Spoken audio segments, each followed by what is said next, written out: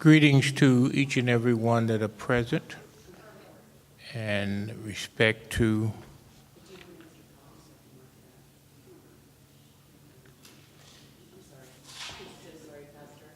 it's okay.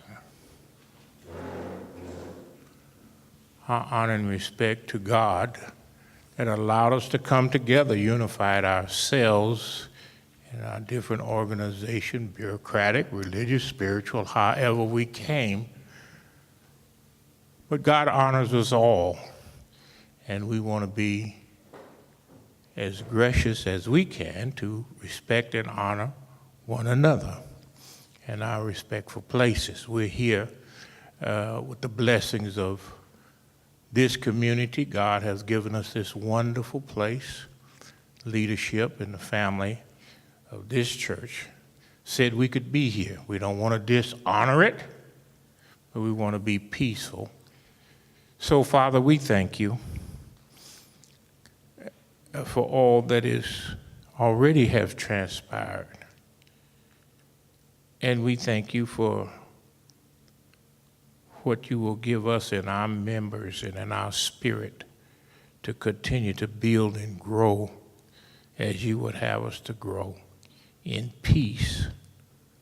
In all things, you be glorified, and we'll be mindful to you be dutiful to build pleasing unto you as our prayers. And I think everybody should already know the rest places where you have to go to relieve yourself or whatever that situation is. And I don't know if you're going to take a break now or not, but anyway, let's honor one another. Stay at the table. Stay at the table. It'll work out.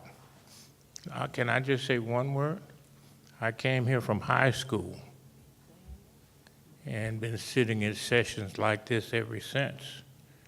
I'm almost as old as he, but I graduated in '62 and came to Fresno. Fresno, keep on pumping, keep on building, keep on having a confidence in one another, and it will happen for you too. Let us honor the leaders and the members of this church that open the doors for each of us.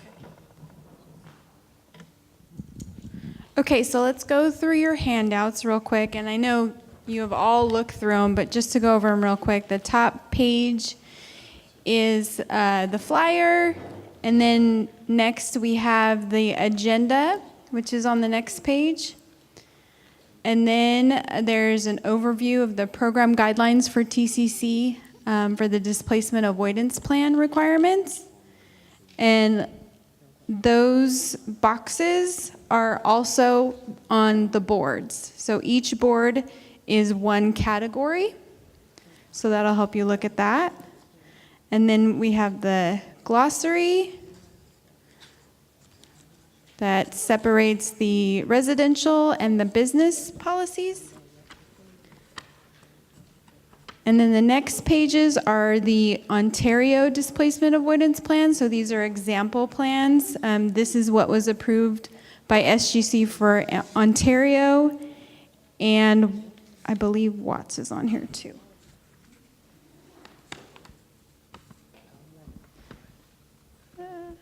And then next is the timeline for the Displacement Avoidance Plan, and then the TCC project area map. So that is your handout.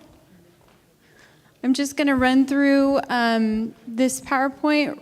For those of you that have seen it before, I apologize, but for those of you that are newer, I hope this helps you with some clarity. So the Transform Fresno, hold on one second. So through the Transformative Climate Communities Grant, the City of Fresno was awarded $66.5 million for a series of projects that invest in significant environmental and economic benefits for downtown, Chinatown, and Southwest Fresno communities. These projects include a new Fresno City College West Campus, a 56-unit housing project in Chinatown, new parks, trails, bike lanes, solar projects, urban greening projects, and many more spread throughout the 3 communities. As most of you know, there was a lengthy participatory process with the community when determining which projects should be submitted in the Transform Fresno plan. The final plan was voted on nearly unanimously, and as of April 2nd of 2019, we have executed the master grant agreement with SGC, and we can move forward with the process. So SGC has approved the application with a condition of the displacement avoidance plan, in that we would initiate and complete the development process no later than 90 days after the execution of the master grant agreement.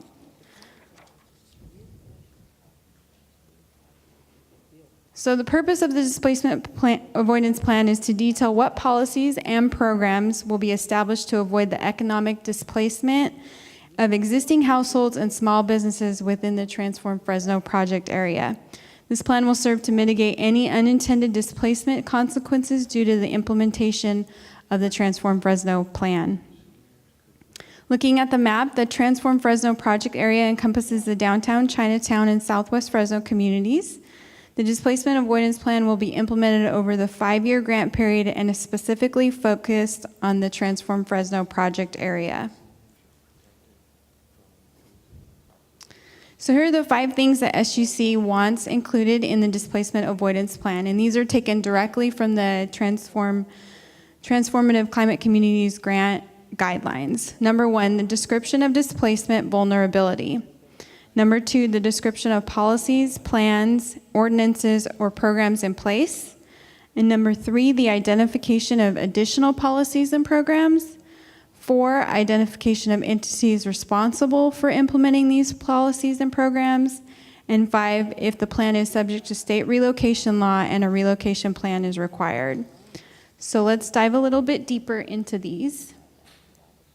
So the description of the displacement vulnerability among existing households and small businesses has been completed with the draft downtown displacement report that was just released.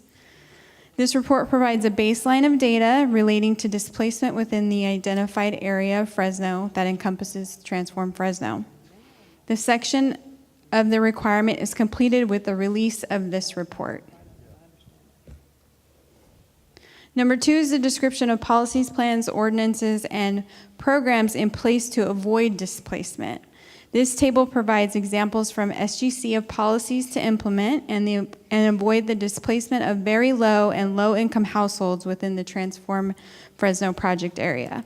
We'll talk more about this in the next few slides. So again, the gold stars represent the current policies and programs that Fresno already has in place. And those are notated on the boards as well.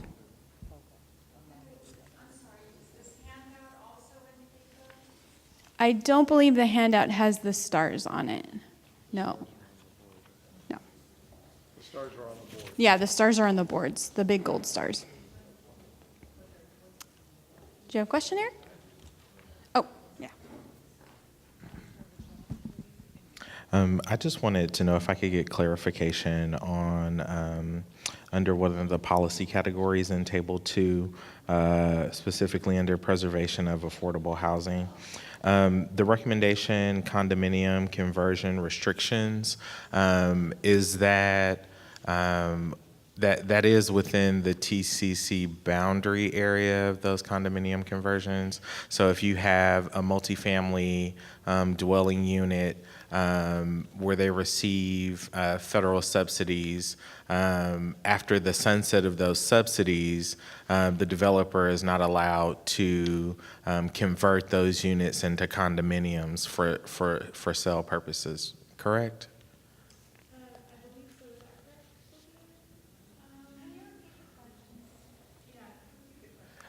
So if a developer receives a subsidy through either federal housing funds, through CDBG funding, to develop a multifamily dwelling unit, that they in turn are locked into a contract for 15 to 30 years. After the sunset of that contract, the developer then has the right to either sell all 200 and however many multifamily dwelling units and convert them into condominiums for home purchase.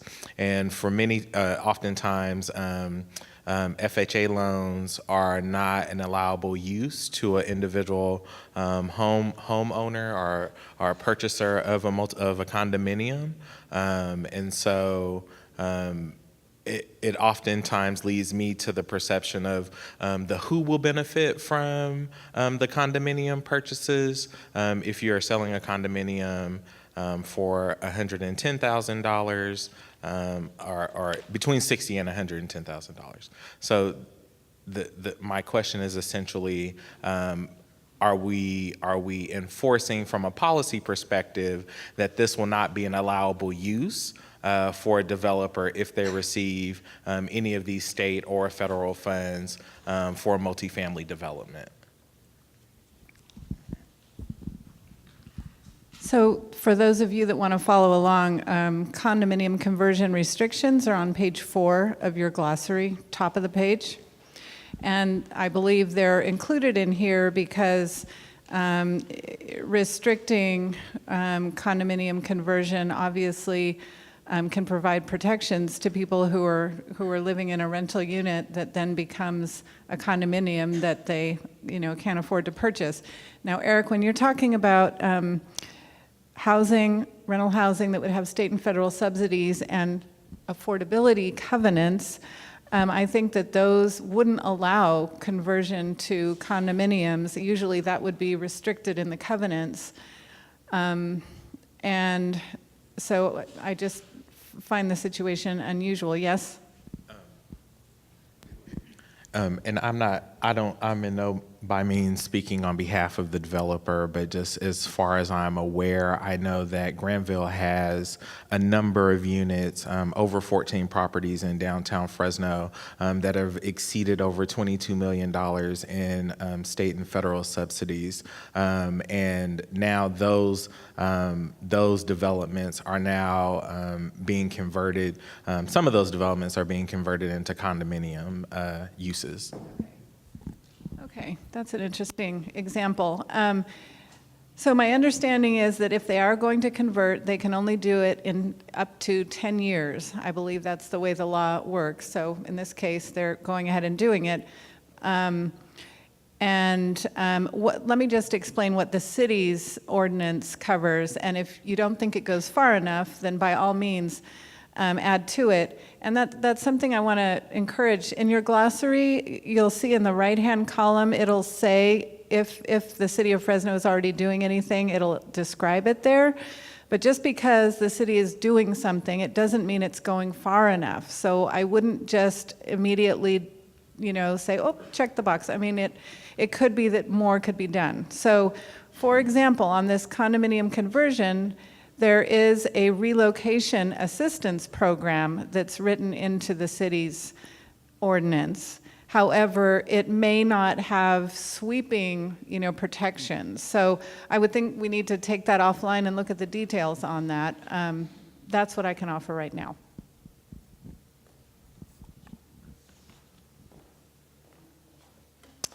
Okay.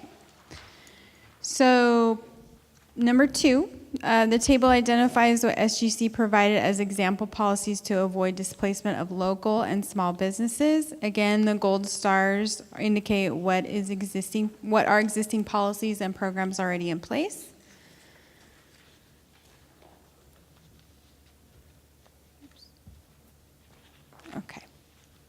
So going down, we're going to skip number 3 and number 4 for just a moment, but going down to number 5 is if our plan is subject to state relocation law and a relocation plan is required. None of the projects within the Transform Fresno are subject to the state relocation law, so this is not applicable to us. So what is our focus? So items number 3 and number 4 are our focus for today. For the workshop, we'll be exploring the identification of additional policies and programs to avoid displacement among existing households, and we have to choose at least one policy from at least 3 categories in table number 2.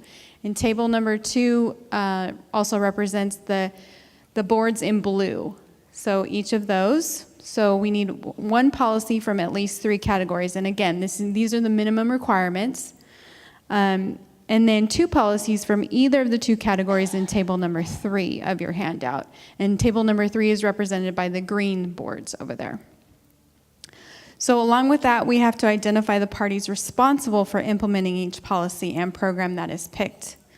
So let's look at some examples. You have the examples of Ontario and Watts in your handout. So you can look at all of those. But if we want to focus on, I just wanted to quickly focus on one of those policies. So one of those policies, let's take policy number 6. Let's see here. I'm behind.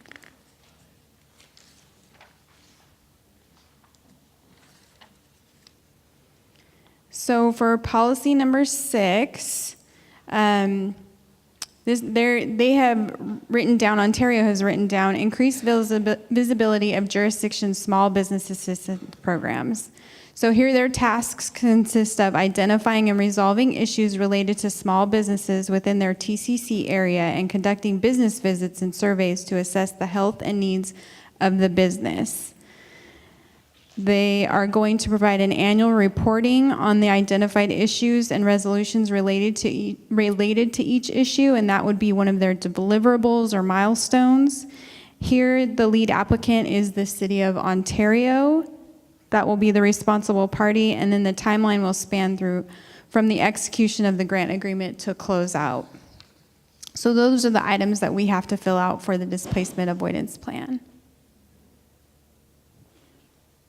So not only will our plan help mitigate displacement, but general indicators on displacement will be reported by each project partner to represent due diligence in our charge to prevent displacing residents and businesses within the project area. So for instance, there are specific reporting on density bonus agreements, information to educate residents about affordable housing, opportunities and tenants' rights information, foreclosure prevention education, and site visits speaking to the health and needs of local businesses. These are all indicators that we will have to report on each year of the Transform Fresno plan. That would be the 5-year process. So again, here is the proposed timeline. As you can see, the 90 days spans from April 2nd, 2019, which was the date we signed the master grant agreement, until July 2nd. We plan to submit the plan by July 1st to SGC, just to allow a little bit of time for mailing. So per SGC requirements, we have to have the community workshop and a 30-day comment period at the minimum. So today is the community workshop, and with all of the input that we're going to be getting from the community and what we're going to be writing up on the boards, we will put that together, and then we will put that out for public, a 30-day public comment period, so you can comment on what has been developed. So in between that comment period is going to be the Outreach and Oversight Community Meeting, which will be here on June 12th. We're going to incorporate some of the public comments that we've received to date, and then we'll present that to the Outreach and Oversight Committee. There will still be some time after that community meeting for additional public comments. You can, if there's time, hopefully, you can make public comments during the meeting. So we want to give you every opportunity to do that. So we do have a tight timeline. We understand that. And if anybody has any questions, yes.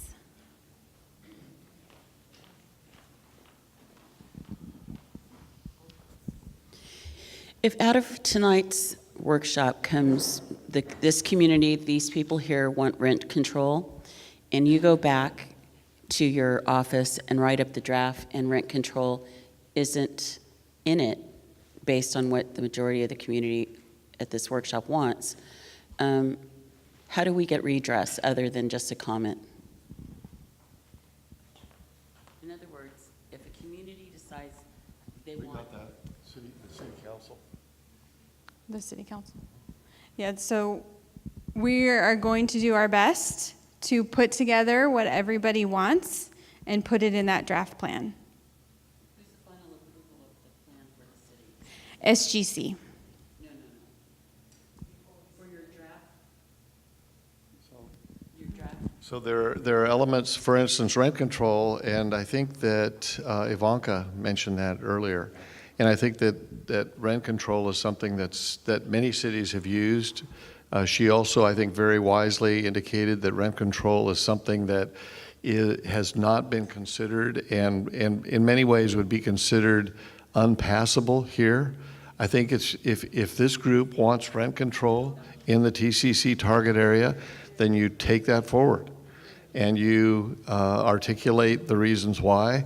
We include it in the plan. You notice that under rent control in your documents here and in the TCC guidelines, the SGC asterisked that. There are certain policies that have asterisks, and all that means is that you have to do the hard work of getting that past your governing body.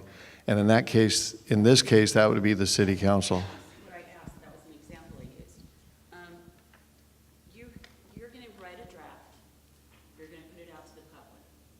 Okay? If this community, if this group here, this workshop says, this is one element that we're absolutely behind, we absolutely want it, right? We tell you guys we want it, you go back to your office, you write up the plan. Who's the final okay of putting out the plan for a draft review? Does it go to city council? The final review is going to be the Outreach and Oversight Committee for the TCC. 13 apostles. Right. Okay. No, not the 13 apostles, the outreach, yeah, I understand, but I'm just trying to raise the level of respect a bit.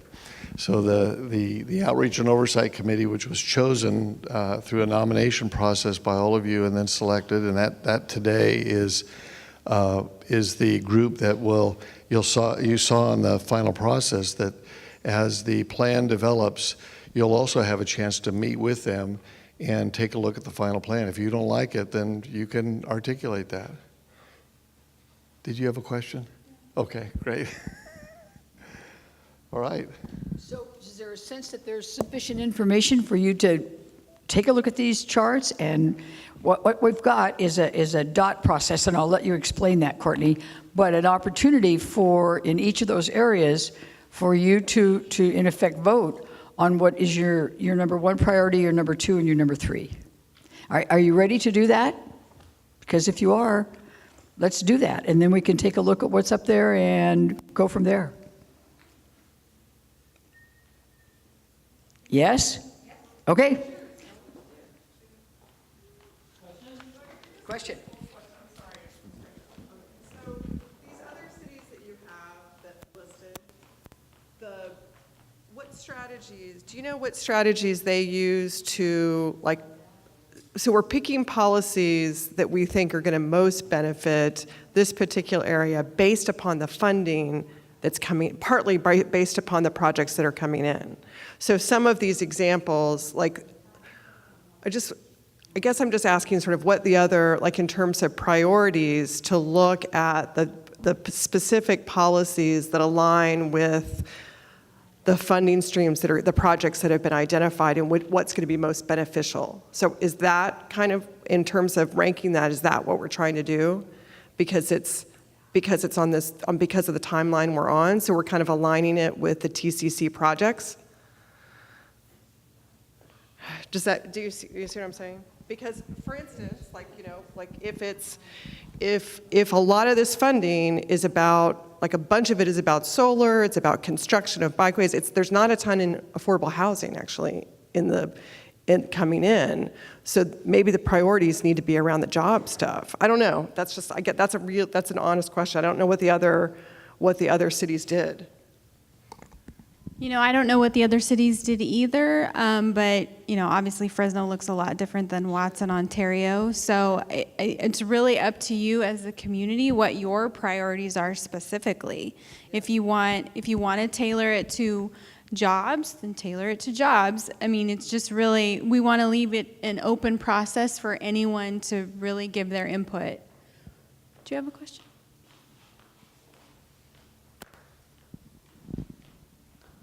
Thank you. Personally, I feel like a lot of the community is not represented in this meeting. Is there any way we can get some type of ballot or electronic ballot just until maybe, I don't know, a couple of days, so then more people can actually vote and we can know what's best for the community that actually lives in the area? An electronic ballot? An online, would there be a way to do this, to offer this online to people who are a part of our listserv and a part of the 164? We have over 500 people on our listserv that have been involved with the TCC process. I think that's a fascinating thought, and I think that making a quick, what do they call this? A shoot from the lip decision. I think that we need to do that. I think that's a great thought, and that way different groups, churches, and others could share with their constituencies what their thinking was. We could share also what the outcome of this meeting was, and that could be one more thing that we could do as a part of that timeout. Yeah. So let me make sure I got your question right so that we can go to our IT department and see if we can construct this, is to create a format where people could basically choose, put their dots, and maybe even make a short comment about why they think that's important so that we could flow that into the planning process. You can build that into the SurveyMonkey. That's what I was thinking, SurveyMonkey. Okay, we will do that. Yes. I apologize for this question in advance. I'm just trying to get clarity. So this displacement avoidance plan only is relevant to projects, TCC projects within the area, or any projects that happen within the TCC area? So I think that question is tied to Catherine's question, and I've been thinking about that. I think really what this does, what we're trying to do here, is not directly related to projects. So in other words, like for instance, rent control. Yeah, we only have one housing project, and that's in Chinatown. But what Sophia said at the beginning of our last session was that there's two types of displacement. Direct displacement, and we virtually have zero direct displacement. The thing that everybody's worried about is indirect displacement. So for instance, what happens when you start having, when all these projects lead to additional housing and valuations go up and a senior finds their taxes going up and they can't pay their taxes and they have to move, right? So indirect displacement. So I think that what we're looking at are what policies would you choose if you were God or the city council, what policies would you implement in the TCC target area in order to reduce residential displacement and reduce business displacement separate and apart from the projects? Yes. So Sarah. are we including, I mean, I live in Southeast Fresno. I don't live out here, but I represent in my job, I'm an attorney at CCLS, housing managing attorney at CCLS, and I represent people, we represent people who are affected by displacement all the time, by landlords who decide they're going to give, 60 days notice to raise the rent by $500, knowing that the people can't pay it. So they're out of there so that they can jack up the rent for other people to come in. So, I have a sense of policy in what would protect those people, but I don't live in the TCC area. Does that restrict my ability at all to put a dot where I want to put the dots? Wherever you want, but just let us know that you aren't there so that we can ignore it. No. But I think if you make this a group process, maybe would it be helpful for us to, in the 45 minutes that we have left, to put some tables together and you guys go through the process of talking about what you guys think together you'd like to put the dots, and if you have any questions, some of our subject area experts can come around and answer those, and then at the last 10 minutes, we put the dots on the wall. Does that sound good? Yeah. It's a process question. I can talk about it. Okay. So it's a process question. So if we add the online voting, which is great, by the way, where do we lose time? Do we lose it in the comment period? Do we lose it? I don't think we lose time, because I think it can parallel those other things. So ideally, the last major comment time is going to be the Outreach and Oversight Committee, right? Yes, that's the community meeting that will have public comment period, but there will be public comment period. I believe it says up until June 20th? Yes. Yes. And then that's when you'll take it to the city hall and they'll approve it? No, the city council doesn't approve this plan. Yeah, So the plan is just finalized based on feedback. right. And you have 10 days to get it. Yeah, and the plan will include all the input that is given. So, that's going to be passed along. That's going to be passed along to TCC. So, we'll compile all of the input that's given, and there'll be several opportunities. But we'll do our best to get this online ballot out as soon as possible, so that as many of the subsequent meetings can use that, can look at that data and kind of riff on that a bit. Okay? How many like the idea of gathering for about a half an hour in small groups and huddling and talking about these things? And if you have any questions, we'll have a subject area expert come over. How many like that idea? Or how many want to vote? Just vote right now. Okay, all for small groups, for a 30-minute small group huddle around the issues where you can kind of wrestle with these or with other like-minded folk. Everybody like that idea? I'm more concerned with the timeline now. Okay, or anybody who wants to how many want to just take a few minutes, consider the options, and then go and vote? Okay, there is. Voter turnout. We have terrible voter turnout. Can we explain the voting? Okay, so I just want to quickly explain the voting. You all should have gotten the dots. So we're going to say our priority number 1 would be your green dots. No. I'm sorry. Priority number 1 is your red dots, and Jackie has written it up over here. Priority 2 would be your blue dots, and priority 3 would be your green dots. Now, we've just given you 5 just because that is the minimum, and we hope to have a lot of dots, so we'll be able to figure out what everybody wants. But you will place your top 3 priorities on what they are up here. Does that make sense to everybody? So you can use all of your dots and just put them in your top priorities and put them in the boxes right next to the policy. Any questions on that? Great. So if you're ready to do that, I hear you say about it. The key is if your questions are answered. comfortable with that, then by all means, go ahead and get your priorities registered.